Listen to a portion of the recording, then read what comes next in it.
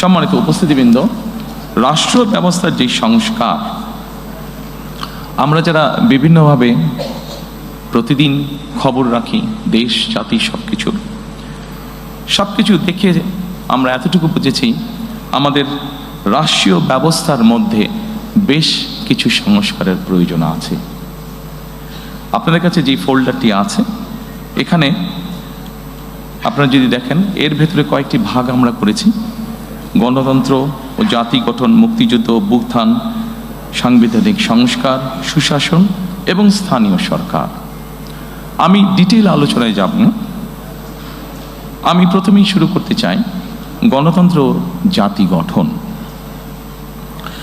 গণতন্ত্র এবং জাতি গঠনে যদি আমরা দেখি, প্রথমেই আমরা একটি কথা সেখানে লিখেছি।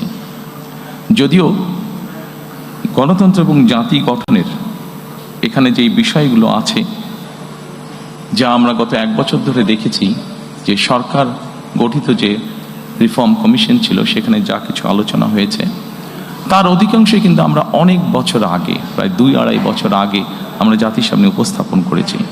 তবে আমরা এখানে নিয়ে এসেছি প্রথমেই 31 দফা বা জুলাই সনদের বাস্তবায়ন।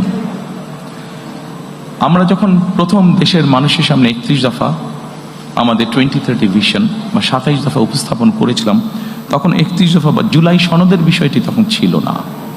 যেহেতু এটি আমাদের জাতির জন্য সবকিছু মিলে একটি অত্যন্ত জরুরি বিষয়, সেজন্য এটিকে আমরা সামনে নিয়ে এসেছি।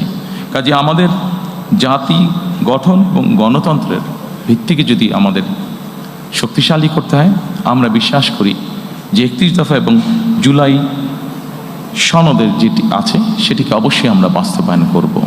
কারণ জুলাই সনদের যে মেইন বিষয়গুলো আছে, সেগুলোর সাথে আমাদের 31 দফার অনেক কিছুর মিল আছে, যা আমরা অনেক আগেই জাতির সামনে উপস্থাপন করেছিলাম।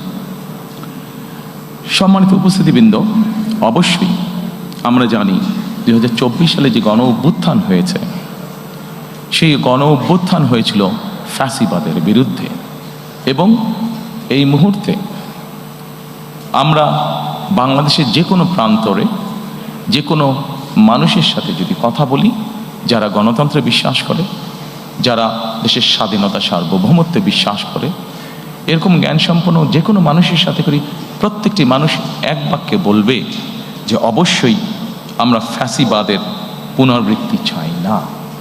এবং যেহেতু আমরা ফ্যাসিবাদের পুনরাবৃত্তি চাই না, দলমত নির্বিশেষে প্রত্যেকটি মানুষ এই কথা বলবে, সেজন্যই আমরা এটিকে গুরুত্ব আরোপ করেছি। এবং এই ফ্যাসিবাদের পুনরাবৃত্তি যদি না চাই, অবশ্যই আমাদেরকে ডেমোক্রেটিক প্রসেস বা গণতন্ত্রের চর্চা আমাদেরকে অব্যাহত রাখতে হবে।